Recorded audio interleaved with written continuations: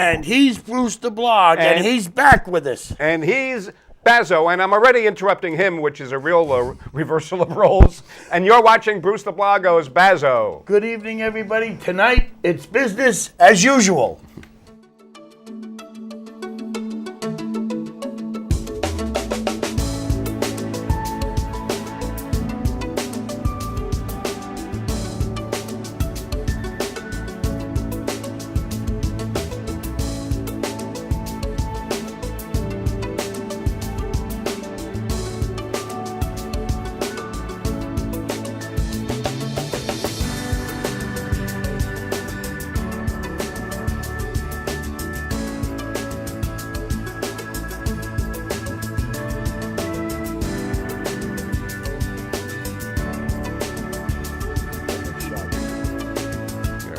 Hello again, everybody, and welcome to another episode of Bruce the Blog Goes Bazzo. And it is great to be back with Bazzo and with our good pal, Dave Paganelli, who is our regular business commentator and is first-term councilman in the town of Yorktown. So Dave has a lot of perspective, as well as being the owner of a very successful restaurant business, Travelers Rest in town. And so he's going to be providing insight for all of us on business matters, and we're going to get to that in a second. And as always, we would like to remind you the show is brought to you by Chase Media Group, publisher of The Penny Saver, and we thank Carla Chase and Frank Rich for allowing us to be here. And putting up with us. Yeah, and putting, well, that's a whole other story. But so to get right to it, we've asked Dave to do our salute of the week as our guest. Thank you. I believe this week our salute of the week should go out to I know it's over here. all our volunteers, our volunteer ambulance corps, our volunteer firefighters, our auxiliary police, our volunteer organizations, all the people that make the difference in our community at no cost to us. And in this economy, you know, since we'll be discussing the economy, I think that's crucial that we realize the significant role that our volunteers play in the success of our communities. In Yeah, all the absolutely, communities yeah. that we're, I mean, York, Court, Everyone's community. Oh, yes, Right. because they all rely on them. Yeah, a lot of people who move up from down county to, you know, northern Westchester don't realize that most of our ambulance corps, our fire companies, People that move from the city, are especially, they are know volunteers. they have. Absolutely. And how many of the volunteers with the school districts so they can have these programs Right. we have? Right. It's Well, you know what we like to say also, you know, all of you watching, you have youth recreation leagues in your towns and, you know, other organizations that depend on volunteers. And, you know, it is human nature that there'll be people who sort of complain about, you know, this or that. And what we like to say is, you know something? The first thing we ask people who complain is, do you volunteer? Right, I exactly, mean, yeah. like, if you volunteer, okay, then, you know, you have a right. If you don't volunteer, then maybe you're not part of the solution, right? So, okay. And the salvo of the week? Well, my salvo of the week is in two parts. Number one, you'll notice I'm wearing a different hat this week. 3 years ago, Dave gave me this hat and then always complained I don't wear it, except that it only goes with my leather pants. Oh, okay, right. But I'm wearing it, so Dave, are you happy It's now? very that nice. Yes, Looks it is good a- on it you is a too. very nice Absolutely. hat. Yes, it is. Right. So this is like your Jackie Gleason mode or something. Similar. Similar, right? But like I said, I try to be fashion conscious. I only wear it with the leather pants. As long Okay. as it's not your Norton mode. You know? But anyway, the salvo this week, and it's going to segue right into our first topic with Dave and Bruce, is elected officials contemplating raises for themselves and giving themselves raises. Oh, really? The state legislature in the assembly, they want to give themselves a raise. Andrew Cuomo is considering it, and we know that our legislature is and still voted the most dysfunctional in the United States. Yeah, Yet but by the way, when they say that, who decides that they're the most the Brendan, dysfunctional? The 49 other states? No, the Brennan Institute, which is a nonpartisan think tank on good government groups. They study all these governments and all these government groups. And New York always ranks the worst because, and we're not even getting into gerrymandering, but because that we already know is political. It's the political stuff they do to ensure their incumbency. and I'll get into that in a minute with the raises. And the Brennan Institute? Brennan. Brennan, where are they based? I I bet you they're not in New York State. No, they're not. No, they're not. That's why you can Probably get an not. honest answer, because there's another institute that goes in with minimum wage, which we're going to cover, out of Washington, that discovered what happened when New York the last time raised the minimum wage, but I'm jumping the gun. But the other part of my salvo is the town of Cortland, which did give increases for their elected officials, department heads, and contractual employees. Now, we're talking about people whose salary started, the controller was at $147,000. The Department of Financial Services, his salary was $147,000. Okay. Technical services, $145,000. These people, they got raises. Okay. And I'm sorry, you've got people that ain't got jobs. You got people that are people paying this. Well, I doubt rate. I thought that their raise would fund somebody's job. No, what I'm saying is you lead by example. My question, to steal from you. My question would be, with all these raises, is the town of Cortland still remaining within the property tax cap? Apparently, Have they overridden the property But tax didn't you just cap? tell me you off the air that they should lead by example? Absolutely. Yeah. I mean, this is what's going to go into the throw to both of you. Right. In this economy, should elected officials be giving themselves raises when you have people in the private sector that foot the bill, are happy they have a job working longer hours for the same money? For less money. Right. Some for even less, yes. Right. Well, I think the underlying inherent problem is in what other, certainly private sector, does any employee in a position to give yourself a raise to begin with? I mean, Right. but I guess you could say, and you're an elected official, Dave, that you're more like maybe an owner, and an owner can, you own Right. a company, you can give yourself a raise. Which so maybe we haven't done, I would say, in a number of years. Right. Too. But I'm saying, Well, but our elected officials Right. analogous to business owners. So, what do you maybe think, it's not Dave, so. as both an owner, a taxpayer, and now an elected official in this economy, should people be giving themselves raises? Because don't forget, Absolutely every not. raise also bumps up their pensions. Right.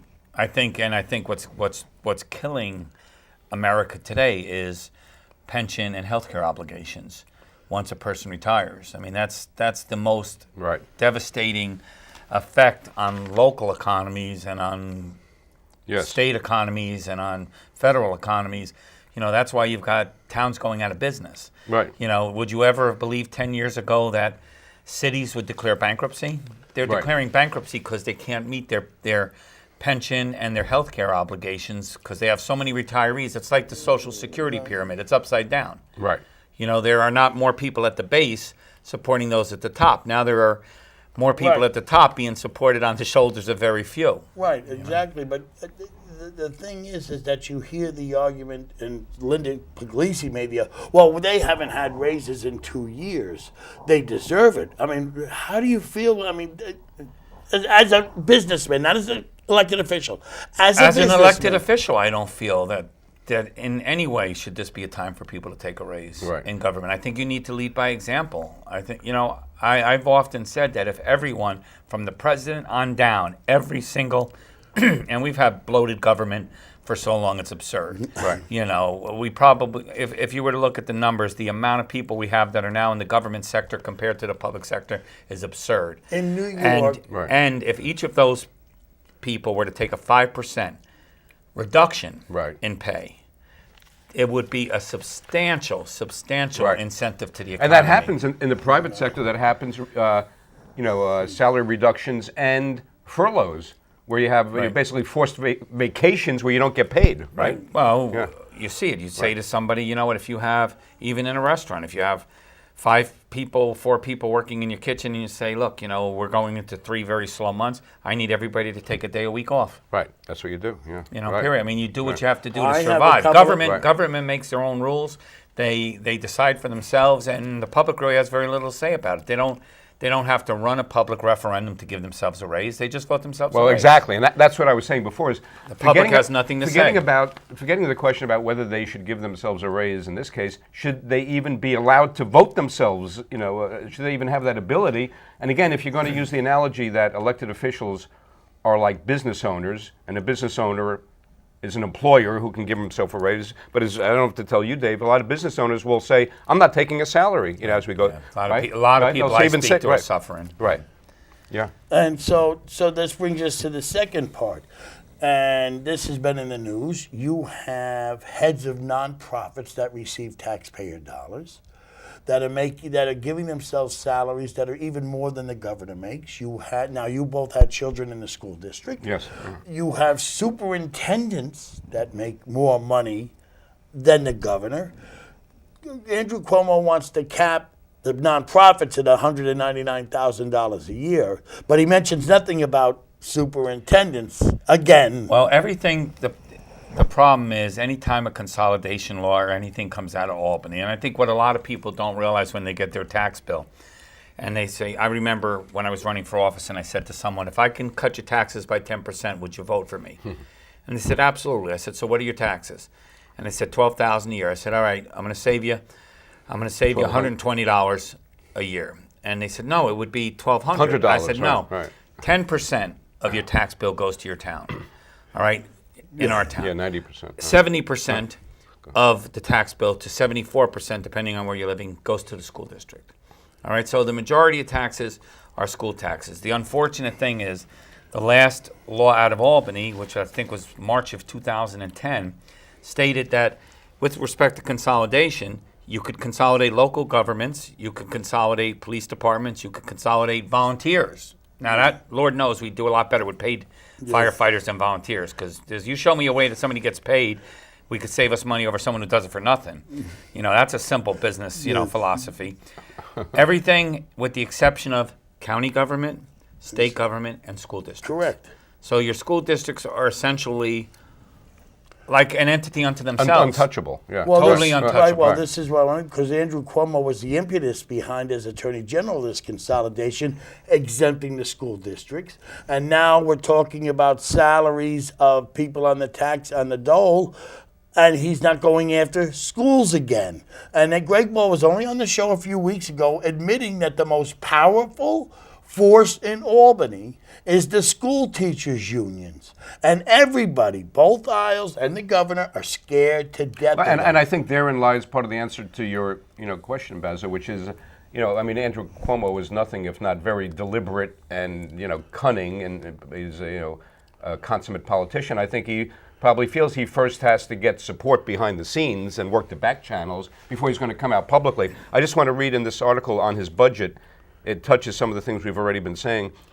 This one paragraph, the budget proposal addresses concerns that have been raised by lawmakers, business advocates, and special interest groups, including increases in Medicaid spending, abuses of the pension system, an education system plagued by underachievement, and an aging transportation network. So that's the other issue with the education system. It's that, are we even getting our money's worth, right? I mean, I think what happens a lot of times with education is that it's not the teachers that are the ones who are the major beneficiaries of these lack of consolidation laws. It's the upper administration. Mm-hmm. Well, I know the percentage of upper administration compared to teachers.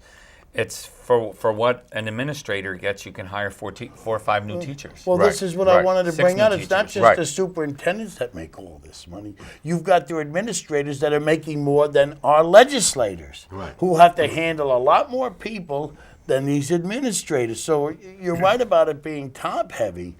And as a businessman, this is a burden that you're placed under, because every dime you have to spend on this stuff, I assume is less that you can put into your business. But if you've ever seen the great presentation by the Westchester County Association, Bill Mooney, who runs it, who we've had on the show, with Marissa Bredd, his economic development director. It's one of the popular shows we have on YouTube. Yeah, no, well, it's a very popular show. Bill Mooney, who's a former banker who now runs Westchester County Association, which is sort of a countywide chamber of commerce, but he's a real heavyweight, and he has this call to action presentation. And one of the most compelling points he makes in it is that I believe it's Fairfax County, Virginia, right? A county, one school district, with one administration. And here, how many in Westchester? And then he shows this on his slides. there's one school district there with one administration, and Westchester County, I forget how many, but it's like... Yorktown's got two. Yeah, Yorktown alone has and if you two, add right, that part right. of Putnam Valley, there's three. Right. Now, but we can't consolidate. Well, the problem too is that people they like to have their autonomy. And you can't just blame the school districts. You've got to blame the people that, allow this to happen. What do you mean? Are you saying the In other public words, or the... the public, the public, or whether it be the school board or whomever, everyone likes their autonomy. The minute you mention any kind of consolidation right, of police right, departments or, right. School districts, Right. well, no, we don't want to, we don't want to consolidate our school district with your school district. We don't want to consolidate our police department with your department. Right. We want to remain autonomous. 2 Right, years ago, right. when you ran for office, didn't you take a lot of heat, even though it wasn't your idea, but it was Donnie Peters, doing Andy Spano's, carrying Andy Spano's water that brings up this consolidation? Wasn't the blowback on that really fierce? Yes, and the funny thing is that On the police department. Yes, on the police in the department, interim, many police departments have, gone Since to then. the other side of thinking in that it's all a matter of, for everyone certainly, and this is an understandable thing, what's the best thing for me? Right. Yeah, And every the best town's thing, different. And right. the best thing for, a lot of police departments is to consolidate because, up until a year or so ago, the county didn't pay in, county police officers didn't pay into their health care. Right. All right, which is a substantial amount of money. You're paying 25% into your health care if you're working for some local departments. Right. Yeah, and what did Supervisor Puglisi of Right, Cortland, she when she was was just on, on. talked about how much money Cortland has saved in But for 10 them, years. it worked consolidation. But you get a municipality like Peekskill, you can't consolidate there because their Well, crime it's is it's a city, for one thing. right. But right. the crimes that they deal with is so you Oh, couldn't yeah. have an outside force coming in and responding in quickly enough. But isn't now, I believe, is it Pleasantville and Mount Kisco that are Yeah, asking they're- for it? they're- Pleasantville Is asking for, considering it. yeah. Okay, now let's get to the second part of our economy that's hit in the news, and that is it's twofold. The state wants to increase, the state legislature, the assembly, wants to increase the minimum wage to $8.50 an hour from the present $7.25. $8.75 was it, or $8.50? $8.50 an hour now. They want to increase it to $8.50 To from $8.50, $7.25. Right. And in New York City, and if New York City does it, the state will follow.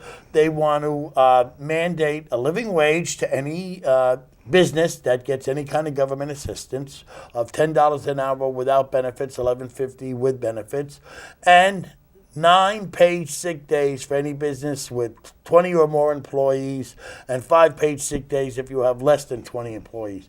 As a businessman, as a taxpayer, I mean, these are all wonderful, compassionate things, but in this economy, is it sustainable? The problem is, it's a twofold problem. You are serving the constituency, the people that are the employees. Certainly for them, it's a much better scenario, and maybe it makes their life a little simpler. It certainly will be a tremendous burden on already overburdened businesses that, already you've got such a failure rate in businesses today, but so many people going out of business. I don't see that this is going to help them. If anything, it's just going to force more businesses into bankruptcy, so you're helping a few people make a little more money, more businesses go out of business, and all of a sudden, where's your gain? So Sheldon Silver says that states like Washington and Connecticut and a few others have raised their minimum wage to $8.50, and they've suffered no economic loss.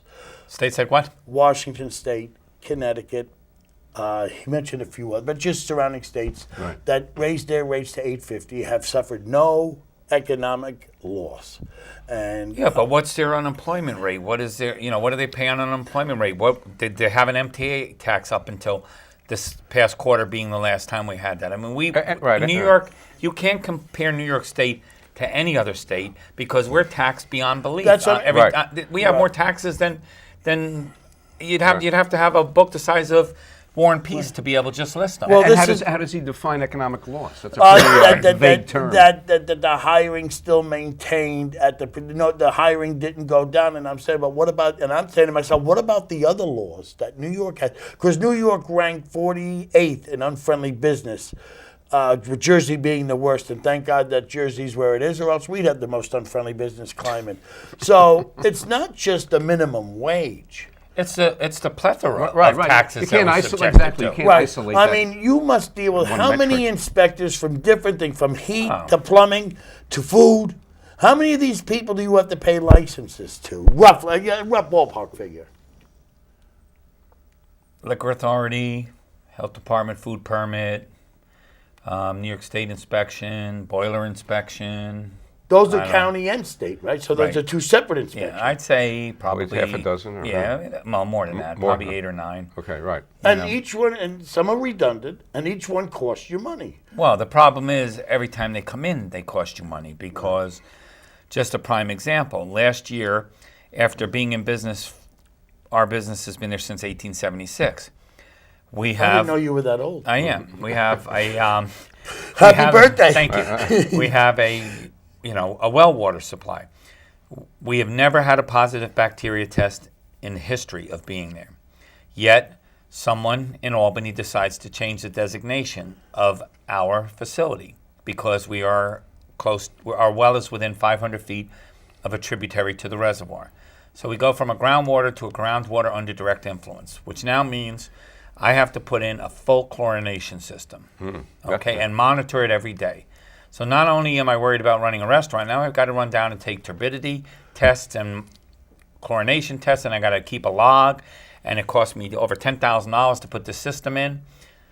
You know, Which brings us to the second. but like another unfunded mandate. That's what I was saying. Not only is it the taxes and fees you got to pay, or all business, it's the unfunded mandates. Correct.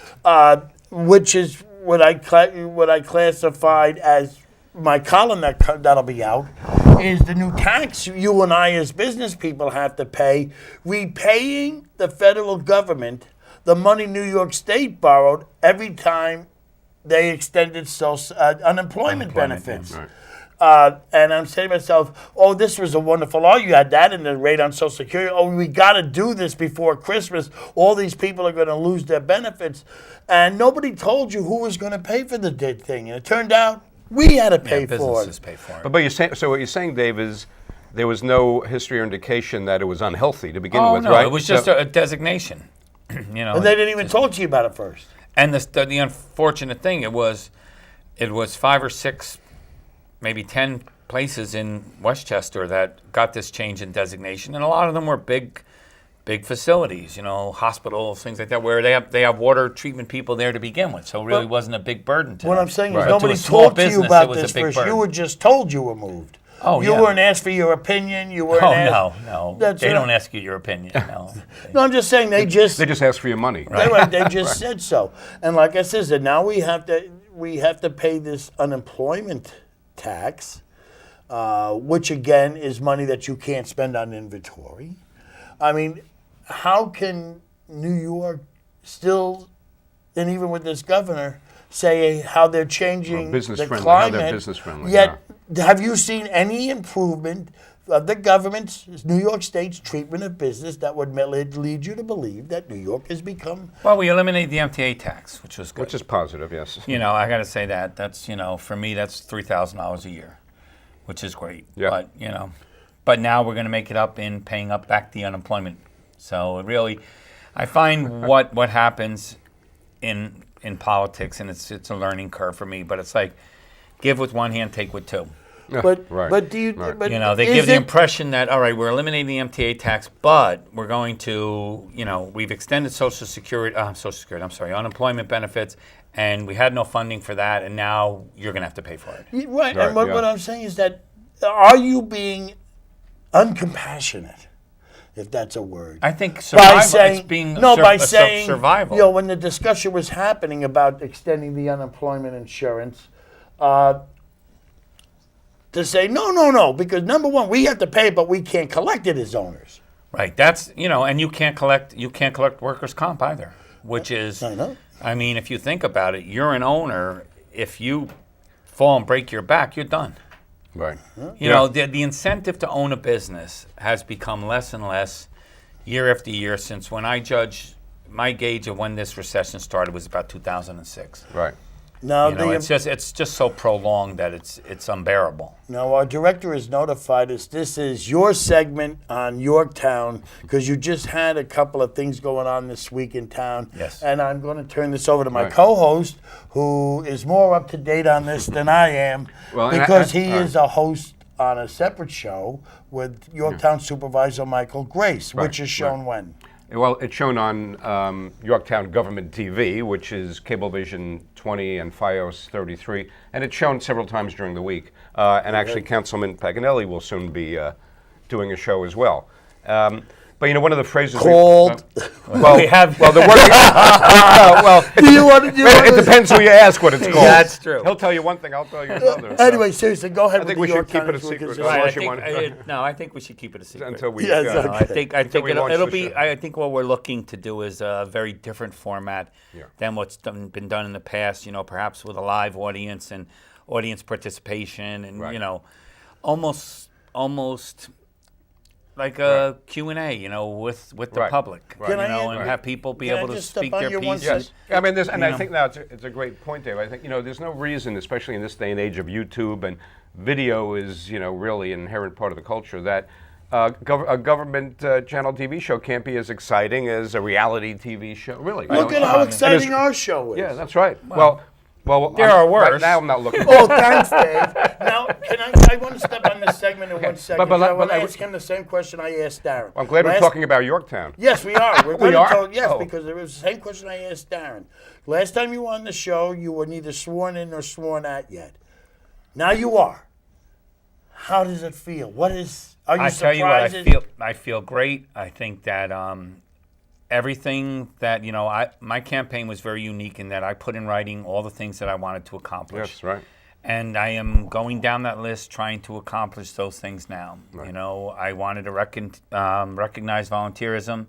That's why I wanted to salute them this week. And, we're doing some incentive things for the volunteer fire companies and ambulance corps. And, we'll be making, a press release on that as soon as we're able to finalize, the details of it. And I just think it's been a great experience. I think the team is fantastic. I think, Michael's doing a great job. I think having an attorney, as a supervisor is a huge benefit because as he looks at contracts, he's able to say, this is something we don't have to live with. Right. And most people wouldn't have that kind of insight. And not only that, but as we were talking about, an attorney who is very sensible and who has an extremely deep working knowledge of infrastructure. Yes. Very much so. I was just at this business development meeting of the chamber, and there was a representative from Costco there, and that project is moving along, nicely, it appears. And to hear Supervisor Grace talking about infrastructure, it's like you're getting a lesson in infrastructure. He really knows what he's talking about. Yeah. I mean, he jokes, but he's very self-effacing as well. He calls himself a motorhead. But he really understands all of the intricacies of that, which is a plus. Well, and there was just previously a meeting with the DOT. So, yeah, right, yes, the DOT. Having a quick briefing beforehand helps. Helps a little, yeah, right. But that's a matter of wanting to know. Right, that's right. When we discussed, raising the speed limit on Underhill, we didn't just do it. I went over to the police department. I sat down with the traffic officer. Any breaking news on that for our audience? So it went from we're going. It was 30. It is 30. It was originally 40 when it was a county road. Right. We reverted to 30 when the town took it over, and we're going to, bring it back to 40. Great, and with that we have to wrap it up, right? Yep. Bring it back to 30, you mean? Bring it back to 40. 40. Oh, it 40, was 40. Up to 40. Went to 30. Right. We're going to bring it back to 40. Anyhow, we have to, Councilman Paganelli. Thank you for being with us. Thank you. Pleasure. Now, Always. I Thank you. As we go on with the economy in this election cycle, you'll be back with us? Yeah, absolutely. Oh, yeah. Love to be back. Right. Even if you have your own show. Right, absolutely. Even if I have my own show. Absolutely. Anyway, these were my opinions. You may beg to differ. And when Bruce the Blog listens, people, including our business expert and Yorktown Councilman Dave Paganelli, talk. Thanks for being with us, everybody. And don't forget to catch us, the best of Bruce the Blog at Bazzo on YouTube. Thank you, Denise Wilson. Right. Thank you. David.